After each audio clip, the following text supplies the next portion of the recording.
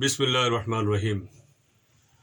অন্তর্বর্তীকালীন সরকার আরেকটি বিতর্কিত নির্বাচনের সূচনা করেছে। আমরা 1971 সালে পাকিস্তানিদের বৈষম্যের কারণে মহান মুক্তিযুদ্ধের সৃষ্টি হয়েছে, দেশ স্বাধীন হয়েছে। এদেশের মানুষ বুকের তাজা রক্ত ঢেলে দিয়ে দেশকে স্বাধীন করেছে। একইভাবে স্বৈরাচারের নির্যাতন, নিপীড়ন, বৈষম্যের শিকার হয়ে 24-এর সৃষ্টি হয়েছে। অনেক আশায় বুক বেঁধে দেশের মানুষ আশা করেছিল যে দেশে পরিবর্তন আসবে, সুশাসন প্রতিষ্ঠিত হবে, কিন্তু আশায় গুড়ে বালি।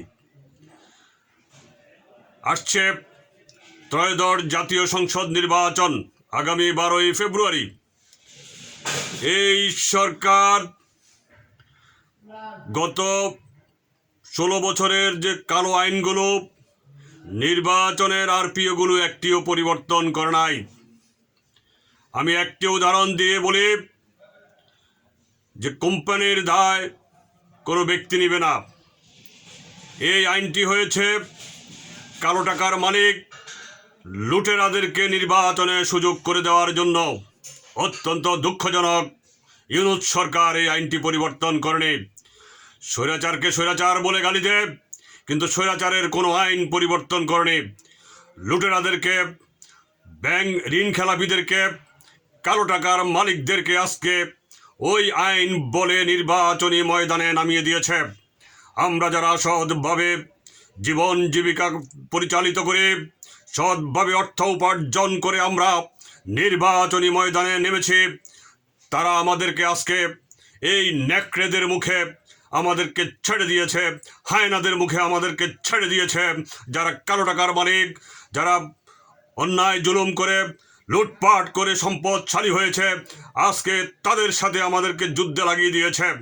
আপনারা জানেন, এক সময় রোমান সম্রাটেরা গ্ল্যাডিয়েটর বলতো, তাদের মধ্যে যুদ্ধ লাগিয়ে দিত। হাজার হাজার লোক গ্যালারিতে বসে দেখতো, দুইটা মানুষ যুদ্ধ করে একজন আরেকজনকে খুন করলে তখন এক পক্ষের লোক উল্লাসে মেতে উঠত।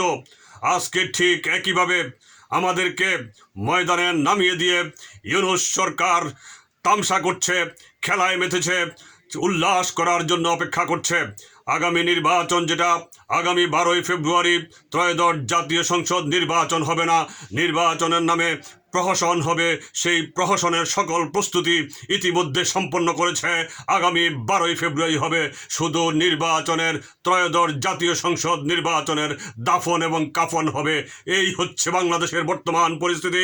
প্রিয় দেশবাসী, সৎ দেশপ্রেমিক মানুষদেরকে আমি আহ্বান জানাবো, আসুন আমরা ঐক্যবদ্ধ হই এবং এই ধর স্বৈরাচারী বারবার এই স্বৈরাচারের জাতাকল থেকে চিরতরে বের হওয়ার জন্য আমাদেরকে একটা পথ খুঁজে বের করতে হবে, না হলে এই জাতির ভবিষ্যৎ অন্ধকার।